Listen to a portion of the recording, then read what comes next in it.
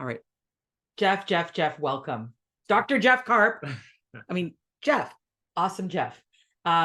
Did you bring your book by any chance? Oh, I have it downstairs. Yeah, okay. Yeah. Well, that's okay. This amazing book called Lit that this wonderful man has written. And I have to say, I am so delighted that you're here to talk about your book, Lit.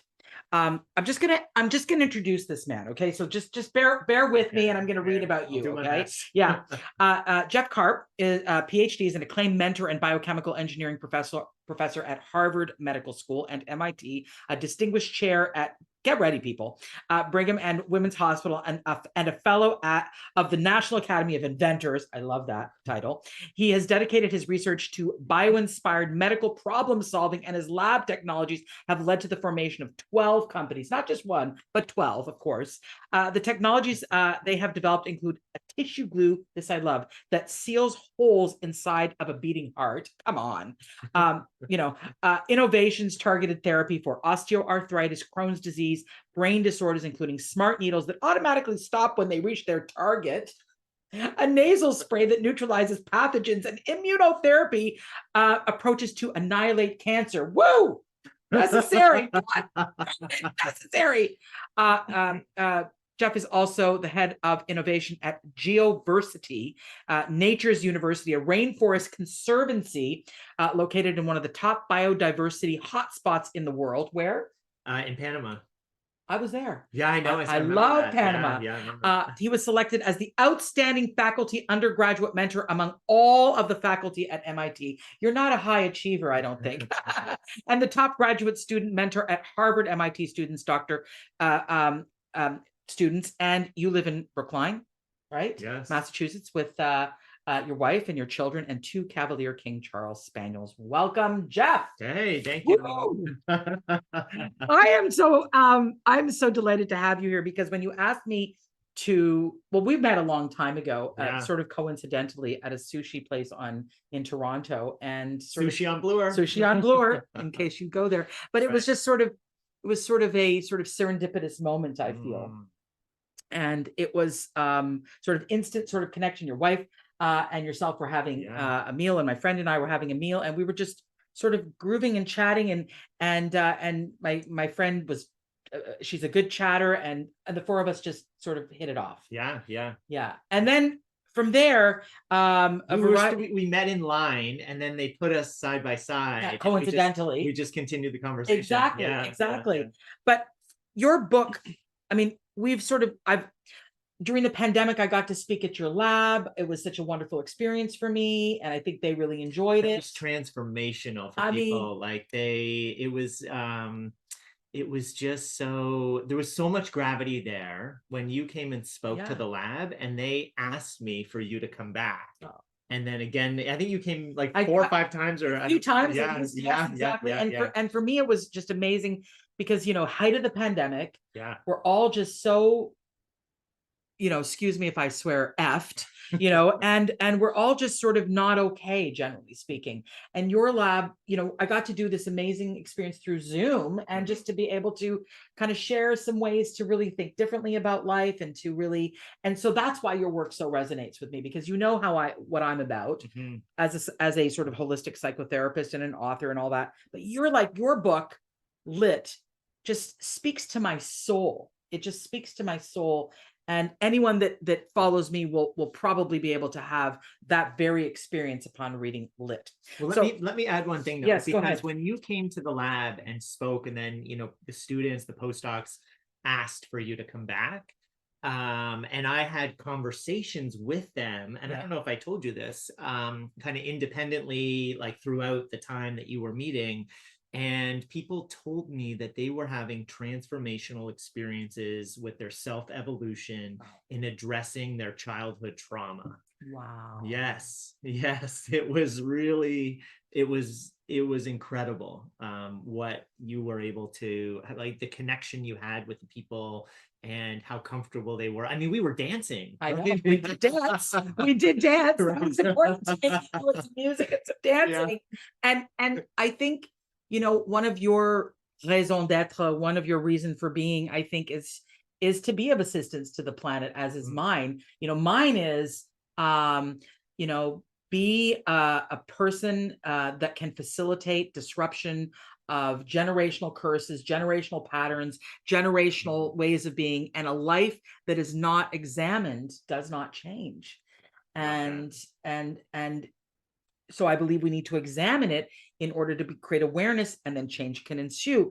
But for you, and I really resonate with that, what you say in the book, that you talk about, that this is about also just not just tools to light up your brain, which I want to talk about, but it's also about examining your life so that you, or in examining your patterns, don't just accept them, see what's there, see what's working, and be aware of what's there so that you actually have an opportunity to affect change in yourself. You don't just have to live what it is you're living. You can do something different. It's possible. Yeah. I mean, I feel like so much of our lives we sort of see as these solid lines, or we put boxes around things. Right. I think it's almost like it's a survival mechanism to sort of create like a framework. And then, but I think what often happens is we put too much weight in that framework as being permanent, as being something that can't change. And yet it's just one of many possibilities. And these are just dotted lines. And when we start seeing that, like, the whole world opens up to us. Well, that's what I was reading and watching in the double slit experiment, is that, there are multiple outcomes. Just because they go through the little, look at the double slit experiment, through the lines, if you disrupt it with waves, if you disrupt it with observation, things change, and the outcomes don't have to be the same.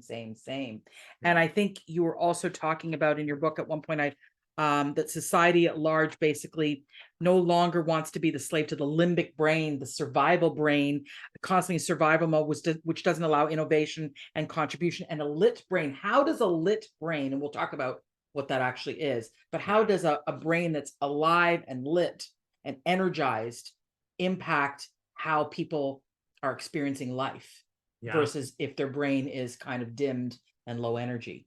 So talk a little bit about that. Yeah, for sure. Well, I think that one thing that I found personally very important for me to navigate the world and to really develop this self-awareness is to think about what I'm up against. And one of the things I think is this primitive circuitry that we still have today, where, for tens of thousands of years, we were hunter-gatherers. We were working very hard outside, deeply connected with nature, but it was really focused on survival. And whenever we had a pause, our brains would automatically, and our bodies, gravitate towards this low energy state, because we needed to conserve that energy. I was going to say there was a reason, for survival, right? In case we needed to move, if we depleted resources, or if we needed to run away from something, or if we needed to go hunt. We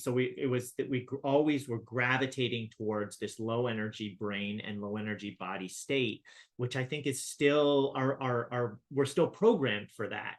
And I kind of see like we're at this snapshot in evolution, right? Where if we go backwards, we kind of tend more towards animalistic tendencies, like more focused on impulsiveness, more focused on survival. And I think that, but where we're gravitating towards is more consciousness. And so we're at this sort of point in evolution, I think, where we have these we still have these animalistic tendencies, which I think we're going to evolve sort of, they don't serve us anymore to the same extent they used to. So I think those are going to gradually go away over thousands of years. It'll take hopefully less, right? Hopefully less. I think we can actually accelerate that. I think we can accelerate that. And then we're going to be move more towards consciousness, because we have this incredible prefrontal cortex, where if you take the ratio of the front part of our brain to the whole, the whole volume of our brain, it's the largest in the animal kingdom. And that gives us the ability to think about thinking, and to plan, and to problem solve, and to emotionally regulate. And then we have this incredible neuroplasticity, where we can, through practicing new patterns, we can actually rewire our brains.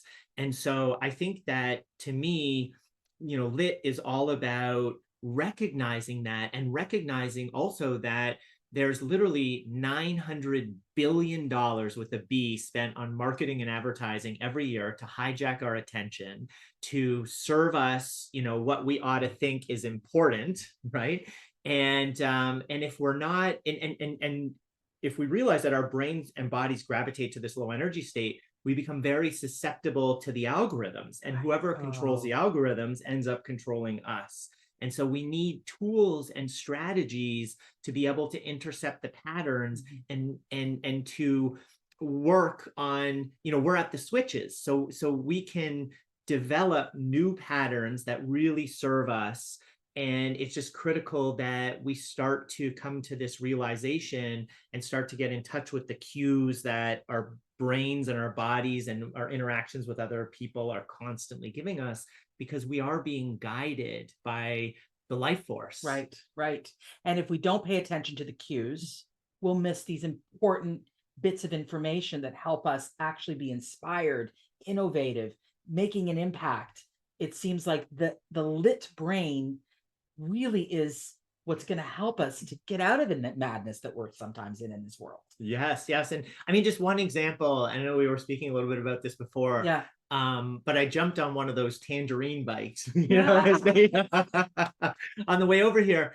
And I'm kind of geared up. I have my helmet. I brought it with me, and I have my biking glasses, goggles, my gloves. I have my gloves, right? I actually have this blazer on as well. So definitely I'm on a tangerine bike. And I just started saying good morning to people as I was biking over here. Just hello, good morning. Yeah, good morning, right? Like just hey, And not everybody, but a pretty significant number of people looked over, smiled. We had a connection, and I could sense the energy transfer from that, and I bet they could as well. And to me, having that awareness of how we can feed off the energy of others, because to me that just lights up our brains, like it. Connection. Authentic connection with others lights up our brain is one way we can promote a lit brain. Yes. How else can we promote a lit brain? Get the brain to be more lit. I mean, there's so many. I mean, I saw so many in your book. Yeah. But give me a couple of really just good golden nuggets for people. How to light up your brain so that you can live a more intentional, lit, transformational life. Yeah. So, well, one way is really to think about movement as a way to flood, our brains with these positive neurotransmitters that allow us, they really just put us into a good mood.